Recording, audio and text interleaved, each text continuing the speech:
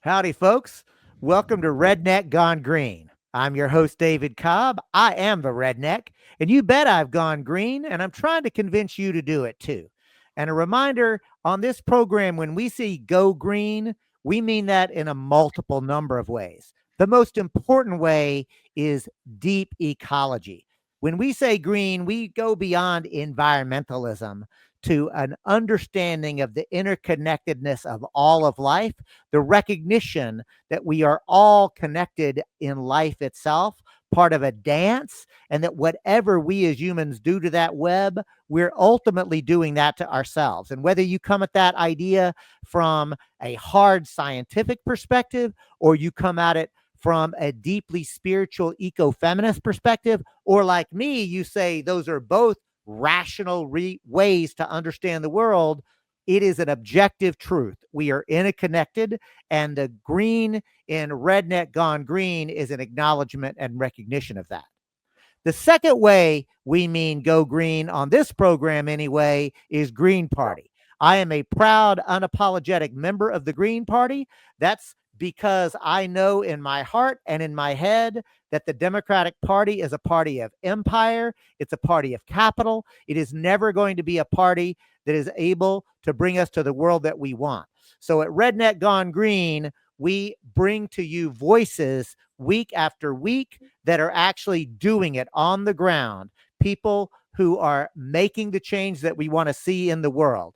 And it is with that that I am extremely happy and honored to bring two people that I consider both mentors, personal friends, and are without doubt leaders in the left in this country. First, Professor Rick Wolff, arguably the most famous Marxist economist in the US today. Rick Wolff, of course, is probably best known to you as the founder of Economic Update and Democracy at Work. Rick Wolff, welcome to the conversation. Thank you very much, David. Glad to be here. And wait, there's more, as they say. We're also going to be joined by Dr. Harriet Fraad. Harriet is somebody who I got to know for the last several years when we were actually frequent guests together. And we frankly just got into what I like to laughingly say a movement crush on each other. Dr. Fraad is a psychotherapist. She's a brilliant leftist thinker. She's a strategist. She's a personal friend. Harriet Fraad, welcome to the program. Oh, it's such a buildup. I am delighted to be here. All right, so let's get Dr. Wolff. Let's get Dr. Fraad. Let's get David Cobb into this program, y'all. And I'm going to just kick it off with what the hell happened in this last election? One of the things that most struck me about this election was the fact that when I was asked, as I often was asked, what do you think the major issues were? My answer, and I still give that answer, for me, the most stunning thing was what was not discussed, what was not on the agenda, what neither Biden nor Trump nor Harris, when she came on to replace Biden, what they didn't talk about. I found it astonishing. And you know, the bar is pretty low for me. I don't expect all that much from election campaigns in this country. I've learned it all my life. But this one was a doozy. And I'll just mention two or three things very quickly that stand out for me that were never discussed. The last 3 years, the years of Biden, were years in which statistically, and here I put on my hat as an economist, something extraordinary happened. And that was that the world economy on this planet saw that the group of nations led by the United States that had been the overwhelmingly dominant shaper of the world economy for at least the last 60 or 70 years stopped being that. Here's how we measure it in economics. There is an annual output of goods and services in every country. It's called the gross domestic product. GDP is how it's referred to in the financial press. If you add up the GDP of the United States and its 6 major allies, Japan, Canada, Britain, France, Germany, and Italy, that gives you an idea of the core of what used to be the global economy. It's not that many years ago, 20 or 30, when that group of nations called the G7, the group of 7, accounted for the vast bulk of everything produced on this planet. The vast bulk of what got traded, what was on a freighter crossing the ocean, what was going into our diets or furnishing our homes or anything like that. And there was nothing else. There was a smattering of other much smaller economies. But by the year 2020, this other group had formed itself into a similar collection of nations. They didn't call themselves the G something. They called themselves the BRICS, BRICS, standing for Brazil, Russia, India, China, and South Africa. They now, from the initial 5, have branched out, took on another 6, so they're 11. And a few weeks ago in Kazan, Russia, another dozen or so countries indicated they're on the way to joining. Why am I telling you this? Because in 2020, the gross GDP, adding up total output of goods and services in Russia, China, and all of them, was equal to the total output of goods and services in the United States. And since 2020, and therefore now at the end of 4 years later, the total output of China and its allies, that's what BRICS are, is about 33, 34% of total world output. Whereas that of the G7, the United States and its allies, is about 28, 29%.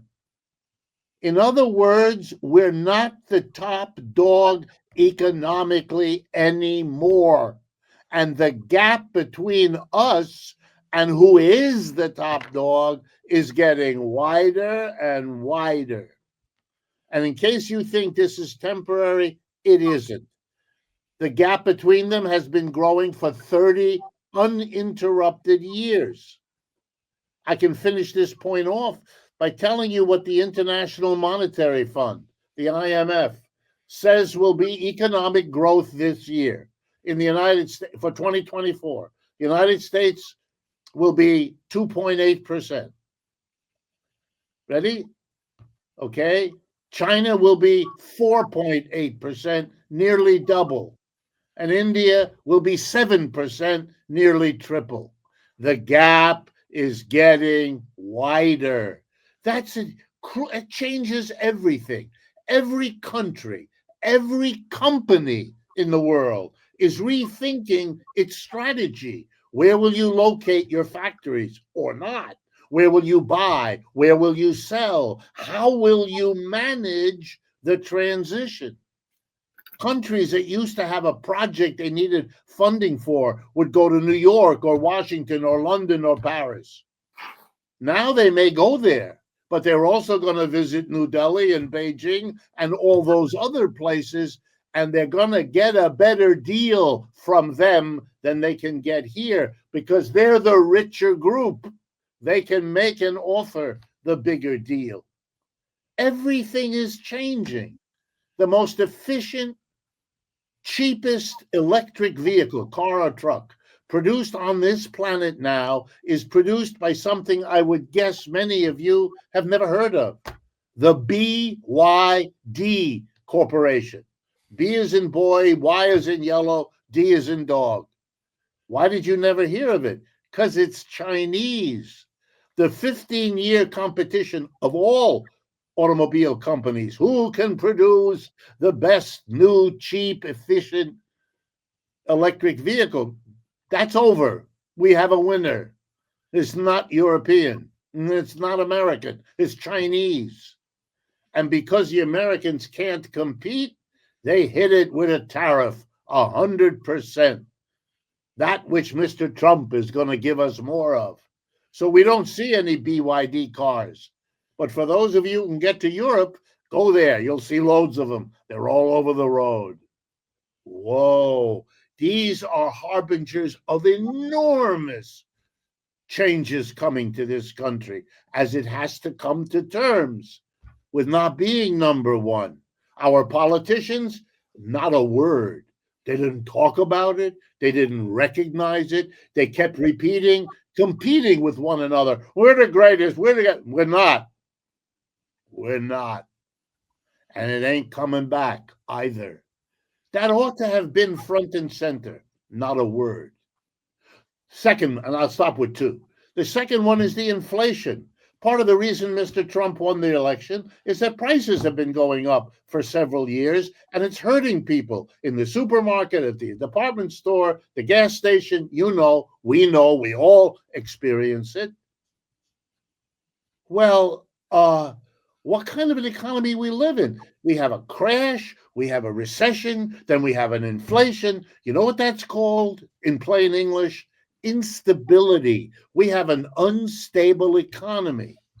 I try to teach this to my students in class. I lean across the podium and I say to them, if you live with a roommate as unstable as capitalism, you would have moved out long ago. Why do you tolerate this? What is the president, Republican or Democrat, what are you going to do about this instability? Just sit there with your finger up your nose, wondering about it? Not a word. To listen to our two candidates, nothing is happening in the world economy, no problem of instability. It's literally as if you lived in a small apartment and your little bit strange cousin brought two goats and they put them in the living room and everybody continued their life as if we were all in the apartment, pretending that there aren't two goats doing you know what all over the carpet. Well, after a while, you would approach a family saying, you got some mental problems, or you're going to deal with what's in front of you. I feel as though I live in a country that has adopted the word denial as its new religion. The way you deal with problems is you pretend that there's nothing there. Well, I got to say, Rick, I feel like you have set up Dr. Fraad as a psychotherapist Yes. pretty brilliantly to answer the question, what do you think happened? So, Harriet, I'll leave it to you to pick up with two goats in the apartment and see if you want to weave that into your response. Okay, I want to turn back time first and begin with where there were no goats in the apartment. In the post-war period, when all the other economies but the American were destroyed, America was king of the world. And Americans enjoyed the kind of family wages given to white men, and most of Americans were white at that time, that could support dependent wives and children. And people in the other economies worked, but were mainly in agricultural, other configurations. But I'm going to talk about the United States. Well, one of the things that happened in the 1970s with fast jet travel, computers, faxes, and other amazing fast instruments is people could run a business overseas from the United States. You didn't have to be in the same country. And it occurred to our greedy capitalist class that they could make a lot more money hiring Chinese workers whose top salary is $3 and some an hour, or Bangladeshis at about $1 an hour, or Indians, for much cheaper. And they wouldn't have to worry about any ecological restraints or any benefits. What a bonanza. And they could run it from the United States.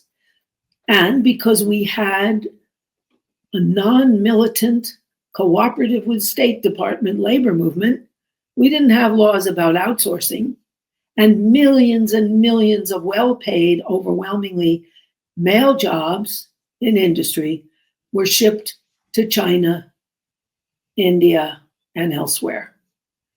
Well, with that ship out, the male wage shipped out, and men could not support a dependent full-time servant in a wife who did the emotional work of making him feel better, who took care of his children, who met his sexual needs, who did his cooking and cleaning and decorating, who did his social connecting with his children and his family. Women were forced to work outside the home and increasingly didn't want to come home to the second shift and do all that work for men who wanted even more from their wives to compensate them because their salaries were lowered. Men who used to be machinists with a position in their town, which was a factory town, and who were recognized as part of their union and their union bowling league and their union meetings, were now greeters at Walmart or workers in the 4 biggest employers in the United States, people on the clock, as Emily Gindelsberger explains, in fast food, in call centers, at Walmart, and I always forget the last one, but they're all on, and in places like Amazon, okay, where they're on the clock, where they're an addenda to a machine, where if they sit down and relax for a minute, there's a beep every minute to galvanize them, and where they have no distinction. The man who had the little grocery store, he's nothing. If he gets a job at Walmart, that's the grocery store. And that's the dry cleaner. And that's the hardware store. And so on. And so men were demoted from their position of heads of households and with a servant in a woman and of a good union paid job that supported a home and service in the home. They were demoted. And because we didn't have a movement to help them understand that it was not women who were working for rights at around the same 70s time, or Black people who were working for inclusion at that time, that wasn't the problem. The problem was capitalism. But because we crushed the socialist, communist, and left movements in the 50s, that was blamed on uppity women and Black people, increasing people's misogyny, their rage at women, and their rage at Black people, increasing their racism. And now, all over the world, this is happening. Even in China, where the jobs went, women have to work as well as men. They don't want to be married. It's too much work because domestic responsibilities are given over to women. Same thing is true in India. Same thing is true all over the world. Even in Africa, women are opting out of marriage and they're opting out of children. For the first time in US history, the majority of women are single. Wow, that's a big change. And half of women don't want children. It's too much work and it doesn't pay. And if you have to work outside the home, it's a double burden with no reward and no support. So in addition to their jobs leaving, their families have left. The primary emotional connection that people had, particularly when the unions were crushed in the anti-communist enormity, family was what sustained people. Well, it doesn't. The majorities of families crumble. Even people who get legally married, the majority end in separation or divorce, because 50% end in legal separation or divorce, and divorce on average costs $7,000. So there's another 15 to 20% that just split because they're not fighting over kids, they're not fighting over money, they don't have enough. They make an agreement and they split. And in addition, people are just living together because why get married? Likelihood is they'll get divorced anyway, because you're talking about a 65% divorce rate. And then a lot of people refuse that. But then the permanence and stability of having a home and a family you can count on is gone. Not only are your wages gone, but your family's gone. And that's another great wall of silence. People are wondering, gee, why are all the mass murderers men? Why do they seem so upset? They don't even comment another man committed a mass murder. They're all men. They don't even mention it. What's wrong? What has happened to American men? Well, a lot. They've been denied the underpinnings of what was masculinity. And many of them are holding on to the sense of male power as it's advertised by the gun industry through a gun. Because power is in guns as the NRA advertises. They don't say, buy a gun, make us rich. They say, buy a gun, be a man, protect your family, protect your rights. You're really empowered with your gun, even though it just means they and the people in their house are more likely to get shot. However, that's the reality. So that people have not only lost their economic ground to stand on and are in unstable ground, but they're in unstable ground emotionally and quite desperate and denied. And so that there has been a collapse that's denied. And the solutions would be collective action with an alternative force, a party or a movement, collective action in housing collectives, in childcare collectives, in health collectives, in life collectives, rather than individualist, all-American, do-it-on-your-own ideas. And although people deny, they say they don't want collective solutions. We don't want industrial kitchens. Hey, what's McDonald's? Millions of burgers sold every year. That's collective dining. It may be non-nutritious, but it sure is collective. And there's a huge deficit in daycare. That's collective child rearing. It's hard to get and very expensive, $21,500 on average for an infant daycare, which people can't afford. So that the whole family fabric is collapsing, and in the denial, they don't look at the solution, which is collective government-funded services that allow people to live in stability.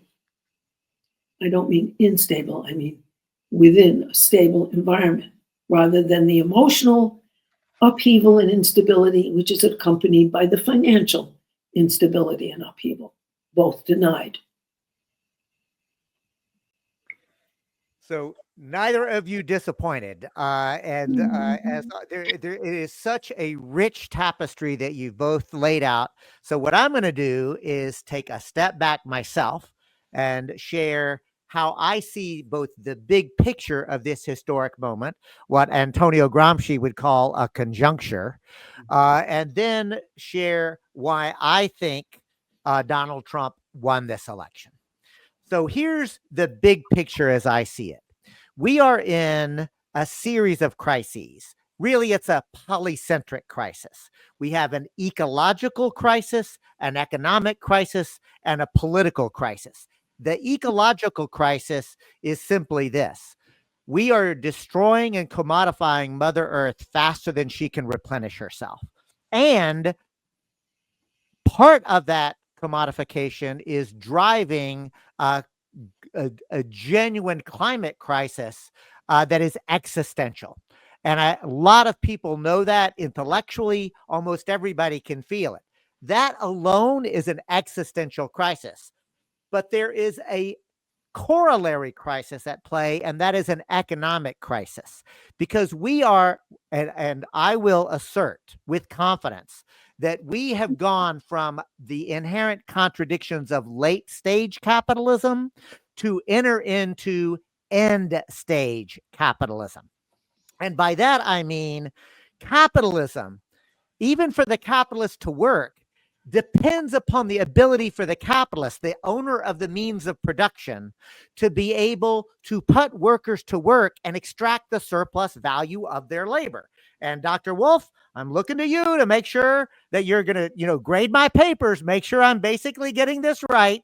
Whether we agree or disagree with capitalism as a good economic system, the definition of capitalism itself is the private ownership of the means of production. Workers and wage itself is just one more commodity. It's bought and paid for. Everything is allocated on the market, and profit maximization is why economic activity is underway. Just want to check in with you and see, did I get that basically right? Absolutely. And not only did you get it right, I've learned over a lifetime that most Americans, if you just have a short conversation, they figured it out too. They know that the boss hires them because he gets more out of their working than it costs him to pay them to come there and do it. And if he didn't, he wouldn't. And they kind of get it. So my point is this. That's how capitalism works, right? And here's the kicker. Another profound seismic shift in the economy, not just that the BRICS have surpassed the G7, which is absolutely true. And I appreciate Dr. Wolff mentioning that. A second shift is, and this is seismic, the financial valuation of the economy, the made up numbers has actually surpassed the commodity actual world value of things. That shift is seismic. A third seismic shift is that even for the capitalist, as automation, robotics, and technology are coming online, we are moving towards, if not truly labor-less production, much less labor, human labor, is going to be required. And if we had an actual democratized economy, we would celebrate that. There would be more time for art and culture and social reproduction and family and all of the things that make life really worth living, right? But because we live under capitalism, where they have locked up the food and they have told us that you have to have money to have a place to live and food to eat, and all of the needs of society and life itself has to actually be bought and purchased. And the only way, unless you own the means of production, is to sell your labor for money, right? But they don't need as much labor. So this is the reason why when I see workers going on strike now, I cheer and I say, damn right, fight back. And if we had a democratized economy and society, we would be living in paradise right now. But because we're not, capitalism is coming to an end because the capitalists can no longer extract the surplus value of the labor of the worker. And so capitalism is in an existential crisis. You couple that with the ecological crisis and you get a political crisis, because the socio-political system cannot function. And I want to be clear about this, y'all. I'm not just saying that the current system politically cannot solve white supremacy or heteropatriarchy. I'm saying something different. I'm saying this system can't even do what it's designed to do, which is maintain order. I'm saying that we are living the instability and the goats in the middle of the living room, like elephants are about to come storming in, right? Like we are at a conjuncture, right? And what is happening now is an ecological and economic and political crisis that is the reason that fascism is re-emerging as a political force on the world. Remember, fascism is not just jackbooted thugs and cops killing black and brown people. That's horrific. That's racist. That I will always condemn that. But remember, that's not fascism. Fascism is an economic, socio-political order about how to organize society. Fascism emerged in the 1930s because the entire world was basically morphing from an agrarian society to an industrial one. And the psychic, emotional upheaval that created, just as Dr. Fraad was sharing with us about what is happening for men today, that upheaval, that lack of understanding where they're supposed to be, fascism offers a way forward. As horrific as it is, it's an us versus them. And so if you are feeling completely unstable and that you're in an existential crisis, and somebody proposes to you that you're part of the good folks that are going to be actually taken care of and there's a role for you, it's an easy sell, right? It's an easy sell. I would argue that we are seeing fascism emerge now globally. Modi, like we can go down the list, Bolsonaro, Trump. Yes, absolutely. But we make a mistake if we think that this is just an individual thing. These are systems and structures. That's the big picture. Now I'm going to tell you in a nutshell, here's why Donald Trump, with all of his problems, won this election. First and foremost, because the Democrats, without like almost universally, stuck to support of genocide to the point that they didn't even allow 5 minutes of platform time at their convention to a Palestinian American legislature who, despite all of that, was going to endorse them, right? Like the absolute commitment to imperial genocide. Secondly, the entire Democratic Party, with a few notable exceptions, has completely abandoned the working class over the last 4 decades. They have completely enriched the financial elites. They have promoted, not just allowed, but promoted absolute runaway inequality. They have tolerated a tsunami of layoffs. They have literally overseen the crumbling of an economic system.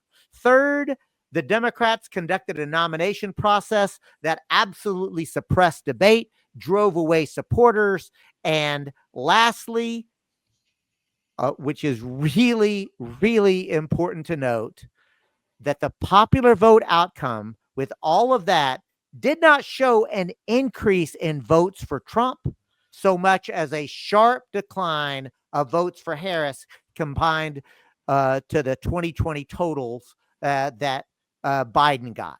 My point is this: voters abandoned the Democratic Party because the Democratic Party abandoned them. So I'll just ask y'all, how am I doing? I would argue that you're doing real well, and the only thing I can think of is to give another example that people haven't understood, perhaps in the framework we're trying to develop here. And I want to pick a hot button issue: immigration. Remember, Mr. Trump went out of his way to scapegoat immigrants. The fantastical idea, which every freshman in economics would have fun overcoming. The idea that a rich country of 330 million people with economic problems can reasonably blame them on 10 to 12 million of the poorest people on the planet. It's silly. It makes no sense. Where would it come from? Well, I'm not going to answer. But if I've got you piqued a little bit with the question, let me link immigration to fascism. Immigration was the way this country became an important country in the world. Immigration happened decade after decade in the 19th and much of the 20th century because the United States then was a growing, successful capitalist economy. It's still capitalist, but the growing and successful, not so much. You know what scapegoating immigrants means? You're not strong enough. You're not growing fast enough. You're not developing fast enough to accommodate them. The irony is, if you want to make America great again, do what you were doing then when you brought the immigrants in. By making MAGA connected to getting immigrants deported, you are exposing, although you don't mean to, the weakness, the incapacity of this capitalism to bring in all those workers, because that's what mostly the immigrants are: young, prima of their life, ready to go to work.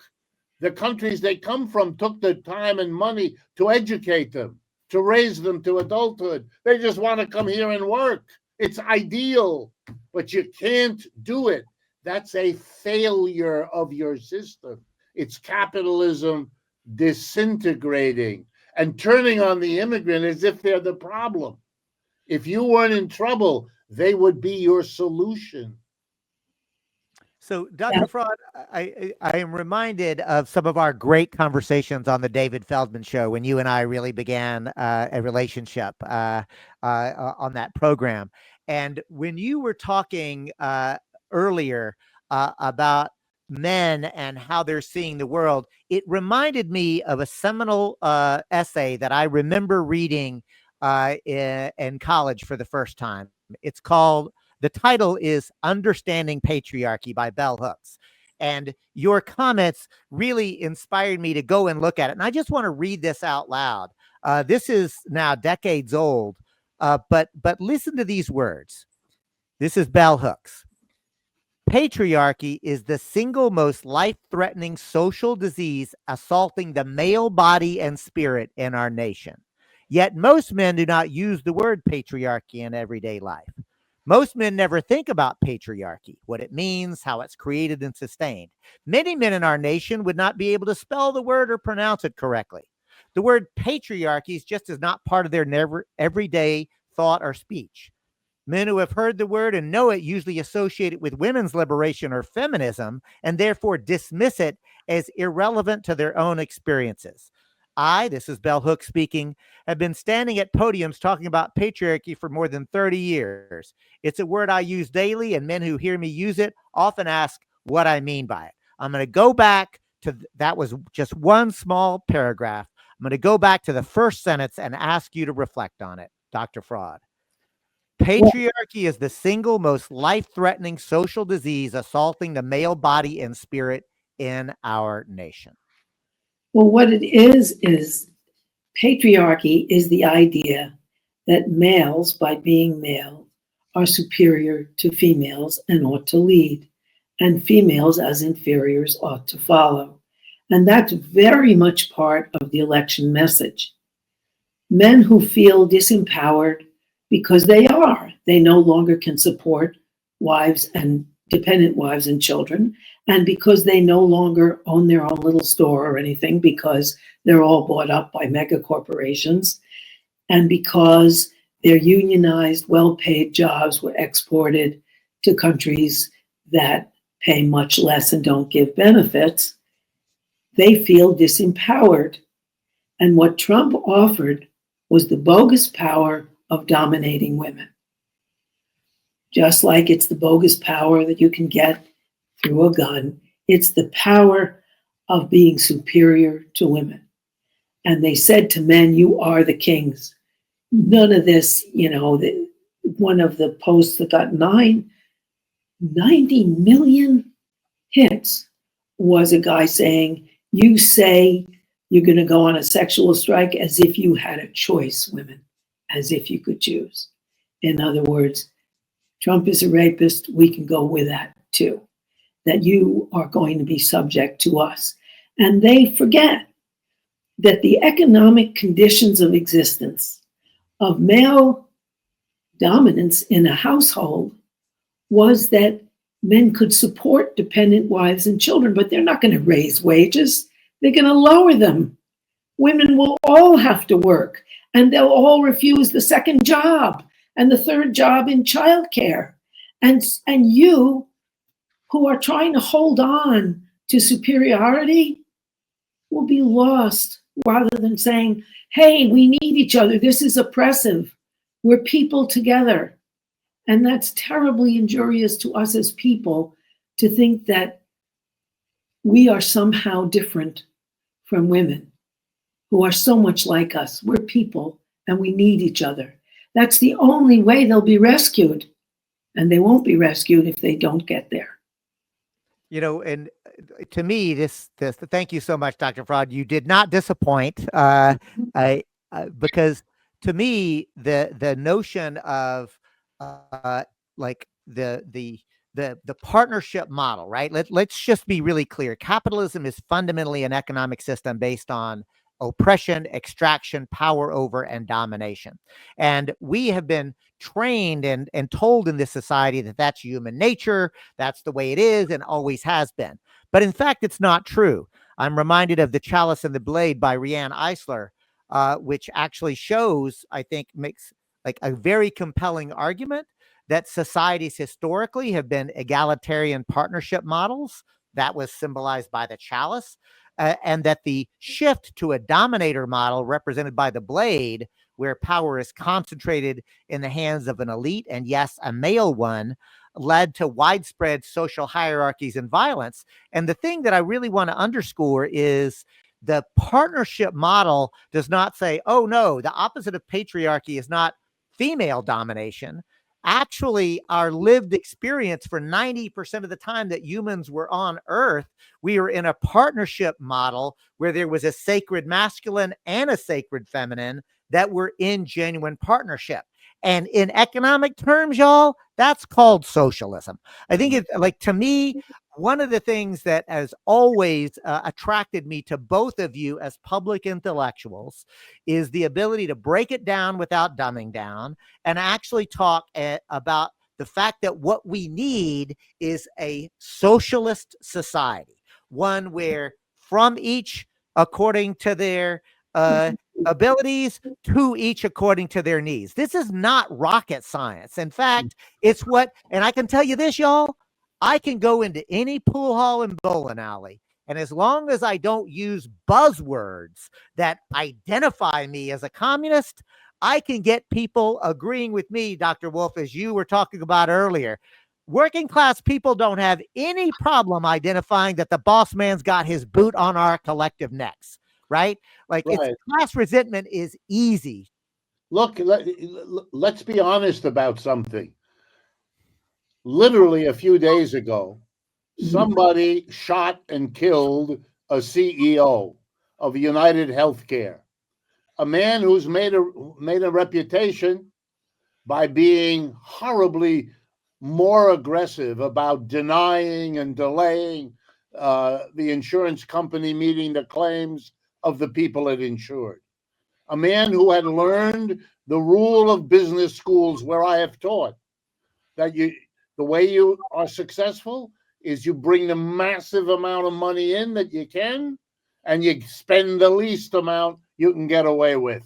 Give your workers less to work with, less to take home in the pay envelope, and the better profits you'll show, and you'll get promoted, and you'll get more income, and you will be rewarded. And you don't squeeze the most profit, you'll be demoted. You will be out of the picture. That's our system. And it drives people to behave the way that CEO behaved. And here's the interesting thing. When that young man made if it's the one that they've arrested, we don't know that yet, but if it's that young man or someone like him, whatever his personal motivation, whatever his personal, the most important thing is not the personal tragedy of this interaction that ended two lives, the one who's dead and the one who's going to spend a long time in jail. All right? It's the historical meaning of it. And that came out afterwards when millions of Americans made it crystal clear where their sympathy lies. They're not murderers. They don't condone killing people. But they wanted to be heard to say, wow, do I understand why a young man might think this way, feel this way? Maybe he shouldn't have done this. But that was the overwhelming response. And it teaches us, like what you just said, David, that the working class knows that these big capitalist healthcare corporations are ripping them off, are not what we need or want, are not your friend. They are the people that are on our backs. We are not threatened by that young man, whatever we think about what he did. We're threatened by the same thing that threatened him. That's an immense learning of the American people that's going on. And nothing the system has done is shaking it. And that has been accepted by Trump supporters. I have a client who works in a Home Depot warehouse where a lot of the workers voted for Trump. They're really gung-ho for this guy who assassinated the CEO because, it's as one of the many, many people on the net said, we don't get universal health care. Well, we got a shot at it. Whoa. Gallows humor at its finest. I'm Yeah. reminded of Clarence Darrow. This has been misattributed to Mark Twain, but I did look it up. Clarence Darrow said, and I quote, "I've never killed anyone, but I have read some obituary notices with great satisfaction." Yes. Yes. That there You know, is enormous sympathy for people w'ho've been ripped off because everybody has been. Think about all. One last point on this. Think about the millions of Americans who, over the last whatever it is, 4 or 5 days, have scanned their inboxes on their internet and realized how many people share their view that we ought to have health care, that it ought to be a right, that there oughtn't to be in place people with the power and the incentive to squeeze out of us after we've had an accident or have a bad disease a bit more money. It doesn't take, as you put it, rocket science. But the important thing is how many people realized how many people share this perspective. And those are the people that Bernie might have gotten if he made a third party around universal health care, among other things. Or does it? I'm going to shift this now into what is to be done, because this has been a phenomenal conversation, and it really does prompt us to ask what is to be done. And I do want to lift up for a moment, not to be sycophantic to the two of you, Dr. Fraad, but you'll remember back on Feldman's show, I found when I was doing some research, Manifesto for a Left Turn. The two of you may remember it as co-signers to what I thought was a brilliant political assessment and analysis, right? Y'all were writing this with, I think Stanley Aronowitz was there. There were there was a handful of, what I'll call New York leftist intellectuals who put out what I thought was, when I read it a few years ago, absolutely brilliant, right? And it is actually gotten more apropos. And in it, you literally called for the creation of not just a political party, but an organization that will take a full-throttled approach to how to structure society so that everyone needs are met. So I'm going to ask you both, point a pointed question and ask each of you to respond. Do you think it is time to create a political party that meets people's needs according to socialist principles? Is it time to do that? Well, let me start. I would say an enthusiastic yes to every word you just said, with one exception, and that is the word party. And the only reason I'm hesitant about the word party is not because I'm opposed to it. On the contrary, I think we will have to have such a party. We need to build such a party, but I do not think we are ready. And I don't want to do it and stumble and fail, because it'll send the worst possible message to the people who will agree with us, but see that failure as a sign of it's not being doable. So I would substitute a word like movement or formation, or there are other words that have been used. But to do everything you said, to get out there, to be public, to have names and faces that people can relate to and recognize, saying what has to be said, and showing you don't have to be silent about it.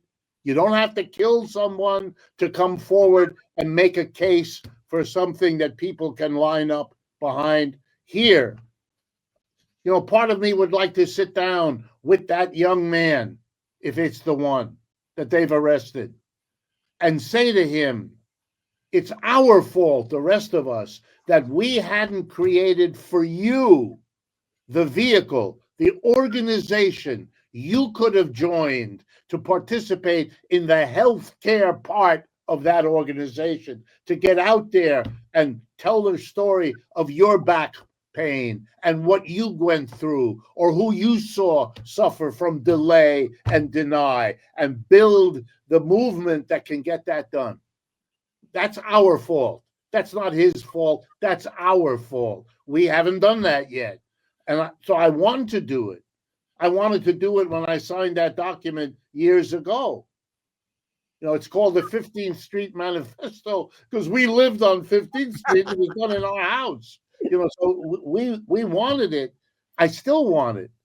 But what I want us to face is the strength we have is the positions we take, and the fact, proven again now, that the mass of people are very sympathetic. Let's even take that scary word that you used, David, socialism. We are all in debt to Bernie, whatever we agree or disagree with what he's done and said.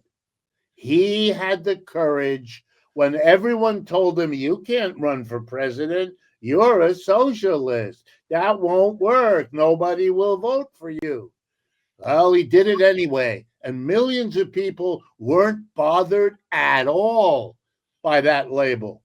And that's more true now than in 2016 when he tried it the first time. Much more true. So let's go. We got the issues.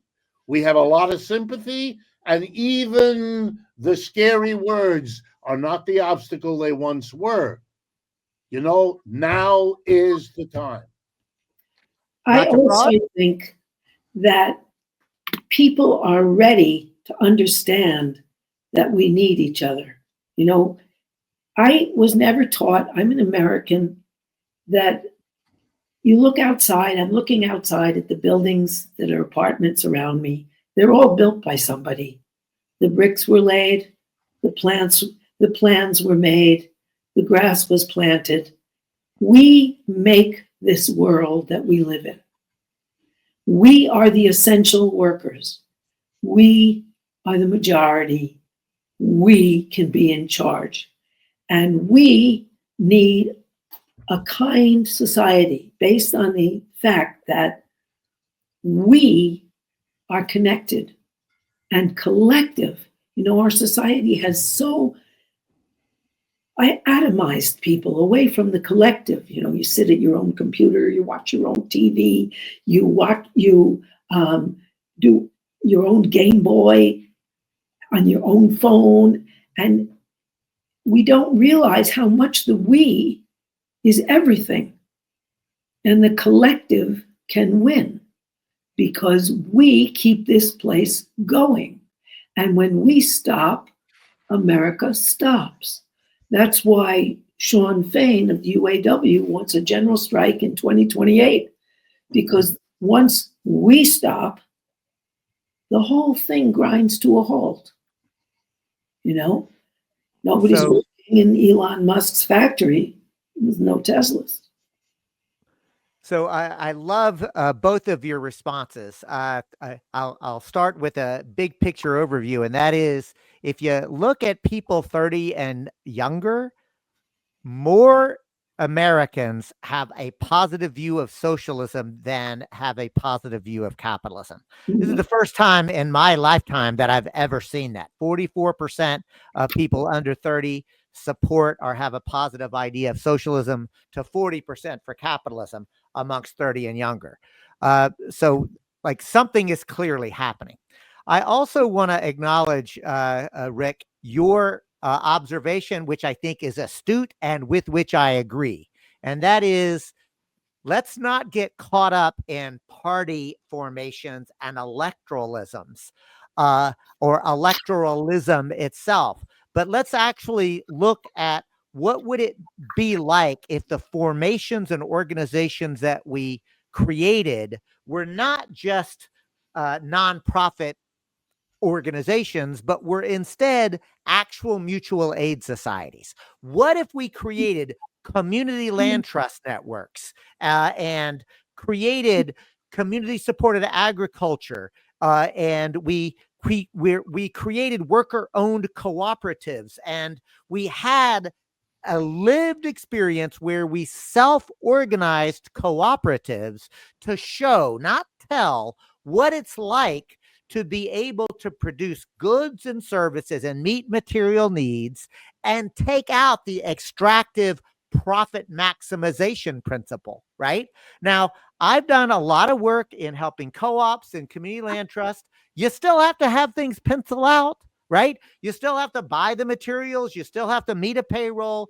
Like, I'm not saying that you strip away the entrepreneurial spirit. I'm saying we have to confront that capitalism as an economic system is destroying the planet and it's crushing humans. And it's not creating a society that any of us actually want to live in.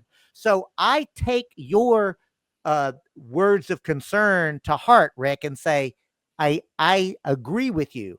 Let's create formations. And this is why I'm so excited to be working with Kali Akuno and Agate Petru and Kamal Franklin and Michiala Catalfano and Jonathan Friedman and Michelle Edelman McCormick and Emily Kawano. Like, we are creating the People's Network for Land and Liberation. And I am very excited in upcoming shows to actually start to share what it is that we're doing and how our experiments are actually working.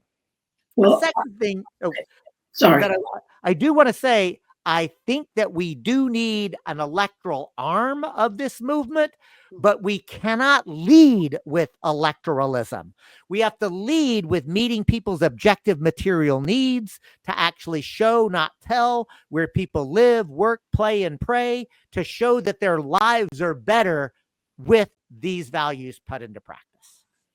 I also am worried, though, because one of the mistakes we made in the women's liberation movement was by splitting off into the Rape Crisis Center and the Women's Health Clinic and the Battered Women's Shelter, and spending our time raising money for those institutions instead of building a movement of consciousness for people together.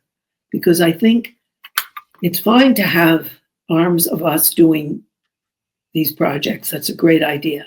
But you have to have people building support as a group in a movement that teaches people that we need each other and that we can be together. Because otherwise we can have our energy siphoned into sustaining particular projects and raising the money to do this particular thing, however useful, and lose the movement, which will make it happen, the power of us together. So that there has to be an element that works on the power of us together, teaching it, feeling it, singing it, doing whatever we can to build that against the atomizing individualism of American society. I would only add everything I agree with. I am not against electoral activity, not at all. I would hope that that would be part of what we do, but I would be very concerned, and I would press, myself as an individual, I would press for us not to be afraid. I think all three of us, and many like us, spend a lot of time trying to make the argument to the people around us that the Republicans and Democrats are two wings of the same political party who've arranged to have a monopoly on politics by the convenient ruse of going back and forth between Tweedledum and Tweedledee every few years, as if that were politics. But we're never going to make that point by making it. We're going to have to make that point by being it. And the way we're going to do that is to be a political party that the American people have never seen before, one that isn't putting its finger in the air and deciding what position to take based on what is in the air and what the media will rev up for them. We're going to be the ones who say what dare not be said, but that everybody believes with. And that's what we just saw with that CEO in New York City. We will be the party that talks about what health insurance ought to be that those other parties in bed with those other companies can't do, haven't done, wouldn't do, stab Bernie in the back for daring to even bring it up, etc., etc., etc. I think if we do that, people will draw the conclusion, which we want. This is a different political party. It is not like those others. If you ask me what enabled Mr. Trump to win, he was different from the Bushes and the Clintons and the Obama. He made it clear his rudeness, his crudeness, his illegality was all grist. I'm not like them. And people are so hungry for that, a significant number voted for him. We can get that vote. Bernie would have gotten it, and everybody knows a good piece of it, maybe even the better half of it. I'll tell you, Rick, it's anecdotal, but I've got cousins who looked me square in the eye in 2016 and said, expletive Hillary Clinton, but I'd vote for your boy Bernie Sanders. And when the Democrats in 2016 basically kneecapped Bernie, they absolutely voted for Donald Trump, but they would have voted for Bernie Sanders if they had had the chance. There would have. There was a very good joke around the election between Hillary Clinton and Trump. And it was that Hillary Clinton and Donald Trump were in an airplane high above the mountains. And the airplane crashed. Who was saved? And the answer is the American people. More gallows humor. Look here, y'all. This has been a rip-roaring conversation. We've been at it for about an hour. I promised the two of y'all I would not take more than an hour of your time. I've already told a little white lie, but it was just too good a conversation. So I'm going to give you both a chance for any final thoughts and a plea that we have this conversation again, because I do have the sense that we are in a historic moment. Yes. And I genuinely believe that the two of you, with your level of, frankly, political and public intellectual leadership, have a role to play on it. So I'm going to actually ask Harriet for you to share some closing thoughts. Then I go to Rick, and then I'm gonna wrap us up. Great. My closing thought is that not only have people been denied family wages, they've been denied family, they've been denied connection, they've been denied not only the connection of unions, the bowling leagues, the committees, the helping, the collectivity, but they've been denied personal connection as well. And that collective connection is what will save us, because we need each other. And we are what makes America happen. And we need to feel our power in doing that and in building a movement with different arms, electoral projects, etc. But we need the we together. Rick? Here's what I would like to say. I would hope that what's happening and what conversations like this are helping to develop, at least I know that's our intent.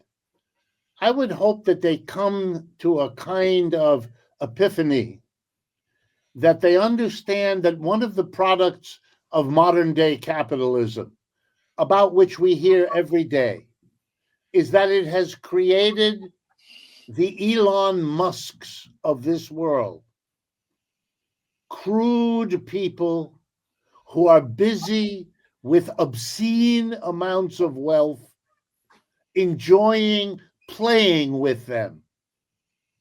Last week, there were 2 days of rumors on the front page of the newspapers in London, England. The rumor had gotten out that Elon Musk was going to give $100 million to Nigel Farage, the Trump of England. That's where we are. We're at a system that's come to a point where a handful of people buy governments and whole societies the way you and I buy a bag of potato chips, without thinking, without worrying about what the meaning of all of this is. All the politicians, the old ones, are running around trying to figure out how to get Elon Musk to bless them with his limitless funds. What kind of a society are we expecting? That kind. When Trump just came back from the recommissioning of the Notre Dame Cathedral in Paris, it became clear that he didn't take Mr. Vance, and he didn't take the new Secretary of State Or Melania. Rubio. He took Elon Musk, who bought his way into that event that way. Do we all really want to be the mice, the drones, the little people, as these folks float among them and look down on us in all the ways we know they do? Come on. I think there's more stuff in the American experience than would tolerate being in that kind of demeaned situation. Rick, Harriet makes the point that our families are destroyed. Our sense of human beings, of whatever that vague term, democracy, equality, whatever those words exactly mean, they sure as hell do not mean having the son of an emerald merchant from South Africa telling us who to elect, who to have over us, what's going to happen, who's going to lose their job. What outrageous, disgusting destroying of what we thought this country was about. I think we can reclaim much of what people feel patriotic about if we go after it in a way that the other political parties long ago gave up in begging for their donations. We will never get those donations. Well, let's make that pay for us. Well said, both of you. Folks, I want to thank you for joining this conversation. If you're watching us on YouTube or on our video channels, please make a comment, like, share, etc. If you're listening to us on Spotify, remember you can sign up on our Substack, Redneck Gone Green. We're slowly building an audience for the world that we know we deserve. And I'm going to remind us that democracy in the Attic Greek really means demos, the people, kratia, power or rule. So literally democracy just means the people rule or the people have the power. As both Harriet and Rick have, I think, painstakingly pointed out, people still want that. But we don't have it because we have a capitalist economy and we have a political system that is literally legalized bribery. So I'm going to conclude this program by saying that democracy done correctly means that we are collectively governing ourselves and we're capable of it. I know it in my head. I feel it in my heart, in my gut, in every fiber of my being. So as we close out 2024, the pledge I make for 2025 on Redneck Gone Green is that we are going to use this platform to educate, to agitate, and to organize a mass movement that is ideologically coherent, is non-sectarian, is non-dogmatic, a political formation bringing together workers, social movements, women's groups, intellectuals who share the political will to forge a new society based on peace, justice, democracy, ecology, and love. And I am very committed to making sure that love and justice are returned to political discourse. Thank you so much for joining us on Redneck Gone Green. I'm your host, David Cobb. Keep on keeping on. Peace.